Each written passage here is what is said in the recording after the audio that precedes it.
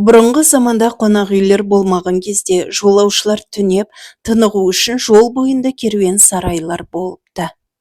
Осы керуен сарайлардың арасында айналасы биік дуалдармен қоршалған әскери қамалға ұқсайтын бір керуен сарай болыпты.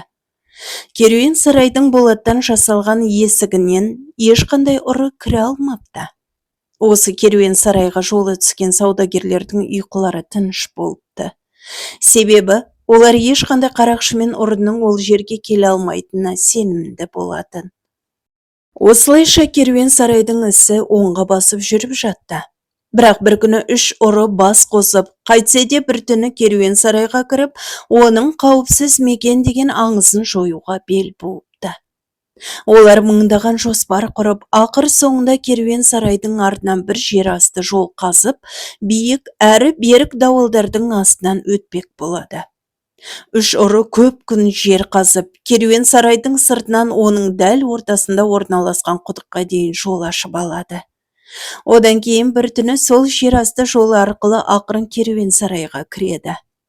Олар үнсіз келіп, саудагерлер мен жолаушылардың дүние мүліктерін тонап келген жолдармен іздерін суытады. Таң атқан кезде ұры түсті деген хабар қамалдай беріп, керуен сарайдың ішінде керуеншілерді бастарына жай түскенде есеңгіретіп, тіпті бұл хабар әкімнің құлағына да жетеді. Әкім өзі атқа мініп керуен сарайға келеді. Ол бір ұрының қамалдың биік дуалдарынан, не оның болат есігінен кіре алады дегенге сенбеді. Әкімнің қызметкерлері барлық жерді мұқият қарап шығады, бірақ ешқандай іс таба алмайды. Әкім, онда ұры керуен сарай қызметкерлерінің арасынан шықты деген тұжырым жасайды. Керуен сарайдың іші у-шуға толады. Әкімнің бұйрығымен керуен сарайдың күзетшілерін ұрлық жасағанын, немесе ұрылармен сыбайлас болғандықтарын мойындату үшін жұдырық астына алады. Енді ұрылардың хикаясын тыңдайық. Ұрланған мүлікті қауіпсіз жерге жеткізгеннен кейін, ұрылар керуен сарайда не болып жатқанын көру үшін қайтып келеді. Олар күзетші бейшараларды қамшымен сабап жатқан кезде дәл түседі. Олардың жан дауыстары аспанға жетіп жатты. Ұрылардың басшысы бұл көріністі көріп, қатты қапаланып ішінен, мына бейшаралардың өздері жасамаған істер үшін азапқа түскендері дұрыс болмас, деп ойлайды да, кішкене ілгері барып, тоқтатыңдар деп айқай салады. Барлығы не болғанын білу үшін ұрылардың басшысына қарайды. Ол бір қадам алға басып, оларды босатыңдар. Олардың кінәсі жоқ. Керуен сарайда тонаған менмін, дейді. Әкім оған бұрылып, сен бе тонаған? Қалай деп аңтарыла қарайды. Ұрылардың басшысы, мен керуен сарайдың құдығынан шығатын жер асты жолын қаздым, дейді. Барлығы құдыққа қарай барады. Әкім, жолаушылардың заттары қайда? Егер айтып тұрғаның шын болса, ұрланған мүліктің жатқан жерін көрсе, дейді. Ұры, осы құдықтың ішінде бір адам түсіп көрсін деп жауап береді. Бірақ құдықтың ішіне түсуге ешкімнің батылы жетпейді.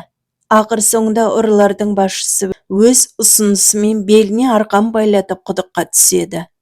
Ұрылардың басшысы жер асты жолына жеткен кезде арқанның ұшын бір тасқа байлап, өзі қашып кетеді. Оның сыбайластары да ақырын ғана керуен сарайдың есігінен шығып кетеді.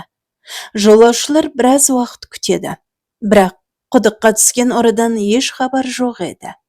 Барлығы ақылдасып көріп, ақырында әкімнің бұйрығымен қызметкерлердің біреуі қорыққаннан дірілдеп құдыққа түседі.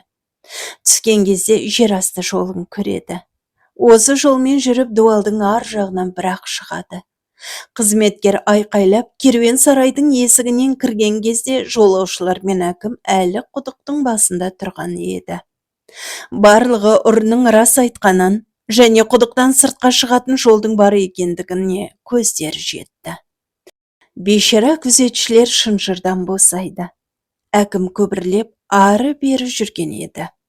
Бір уақытта заттарының біразы тоналған жолаушылардың бірі. Мен мүлкімді сол ұрыға бердім. Кештім оны. Ол осындай жол тауып, осындай берік керуен сарайдың ішіне кіре алған ақылды ұры. Бәрінен маңыздысы оның адамгершілігі.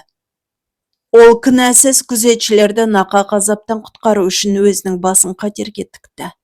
Ұрлық жаман іс.